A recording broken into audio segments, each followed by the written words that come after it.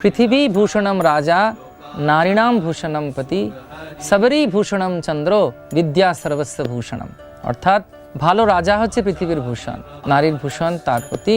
এবং শুধু তাই নয়, এই যে আধ্যাত্মিক বিদ্যা সেটি হচ্ছে সকলের একটি ভূষণ বা অলঙ্কার। ঠিক যেরকমভাবে রাতের সুন্দর আকাশের চন্দ্রমা হচ্ছে তার অলঙ্কার। এবং সেই জন্যে ভগবদ্গীতা এবং শ্রীমদ্ ভাগবতমের মাধ্যমে অল্প বয়স থেকে এর জ্ঞান নিয়ে নিজেদের জীবনে পালন করে মনকে সঠিক রেখে আমরা পদ্মফুলের মতো সব থেকে উপরে উঠে থাকতে পারবো। জলে থাকলেও জল আমার গায়ে লাগবে না।